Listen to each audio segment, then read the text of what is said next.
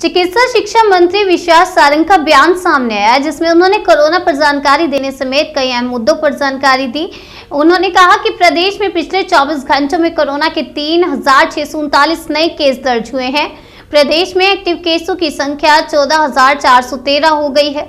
संक्रमितों के इलाज के लिए 3 स्तरीय कार्यक्रम home isolation, COVID care centre, hospitalisation के तहत काम किया जा रहा है। इसके बाद विश्वास सारंग ने कांग्रेस पर भी निशाना साधा। देश में लोकतंत्र में स्वीकार्य नहीं है। महामहिम राज्यपाल किसी राजनीतिक दल के नहीं है। महामहिम राज्यपाल हमारे पालक है और दलगत राजनीति में उनको घसीटने की कोशिश जो कल दिग्विजय सिंह ने की, ये नितांत ही दुर्भाग्यपूर्ण है। इससे ज्यादा शर्मनाक कुछ नहीं हो सकता कि उच्च सदन में के मेंबर कांग्रेस के वरिष्ठ नेता दिग्विजय सिंह की मौजूदगी में और उनके द्वारा राज्यपाल जी के मुर्दाबाद के नारे लगे। सही मायने में कांग्रेस को चाहिए कि दिग्विजय सिंह को कांग्रेस पार्टी से बाहर निकाल दिया जाए।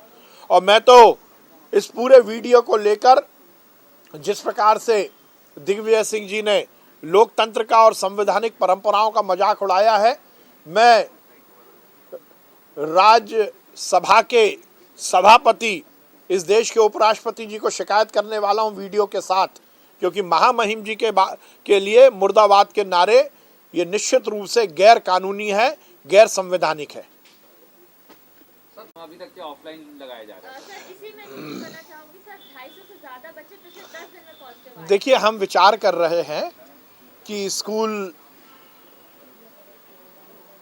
को अब हम पूरी तरह से ऑनलाइन करें, इस पर विचार चल रहा है और जल्द से जल्द इस पर हम निर्णय लेंगे। विगत 24 घंटे में मध्य प्रदेश में लगभग 80,000 हमने टेस्ट किए हैं। जो माननीय मुख्यमंत्री जी का निर्देश था कि टेस्टिंग हम बढ़ाएं, तो हमने ये टेस्टिंग लगातार बढ़ाई और ये एक बड़ा अचीवमेंट है कि हमने विगत 24 घंटे में लगभग 80,000 टेस्ट किए हैं, जिसमें 3,639 पॉजिटिव केस आए। अब टोटल मिलाकर मध्य प्रदेश में 14,413 एक्टिव केस हुए हैं। हमारी व्यवस्थाएं पूरी तरह चुस्त दुरुस्त हैं और एक वैक्सीन का सुखद परिणाम हमें देखने को मिल रहा है। जो पॉजिटिव आ रहे हैं उसमें से केवल 1% लोगों को ही ऑक्सीजन की या आईसीयू की ज़रूरत हो रही है। 1% से भी कम।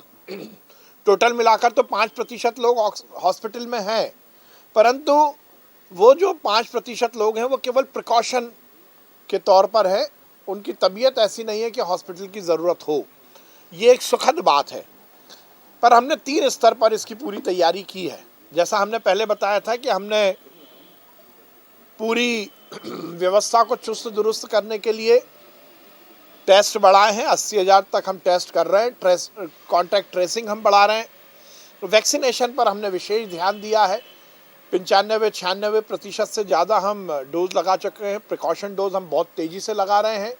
कल माननीय मुख्यमंत्री जी ने निर्देशित किया था कि ये सुनिश्चित किया जाए कि 15 से 18 साल के बच्चों को हम जल्द से जल्द वैक्सीन लगा लें, तो उसके लिए हमने सभी जिलों को निर्देशित किया है। उसके साथ ही हमने ये भी सुनिश्चित किया है कि सभी अस्पतालों की व्यवस्थाओं को हम चुस्त दुरुस्त करें। जो पॉजिटिव है उनके लिए हमने 3 स्तरीय कार्यक्रम बनाया है। सबसे पहला होम आइसोलेशन। होम आइसोलेशन को लेकर विगत सेकेंड वेव में भी हमने बहुत ही सफलतापूर्वक होम आइसोलेटेड पेशेंट्स के तबीयत का, उनके स्वास्थ्य का ख्याल रखा था। और इस बार भी हमने ये सुनिश्चित किया है कि हमारे सभी कमांड एंड कंट्रोल सेंटर हर जिले के पूरी मुस्तैदी के साथ तैयार हो गए हैं। जो भी हमारे पेशेंट होम आइसोलेशन में है, कम से कम दिन में 2 बार उनसे हमारे कमांड एंड कंट्रोल सेंटर में बैठे हुए चिकित्सक बातचीत करते हैं, उनके स्वास्थ्य की जानकारी लेते हैं। उन्हें मेडिकल किट उपलब्ध कराई गई है, दवाइयों की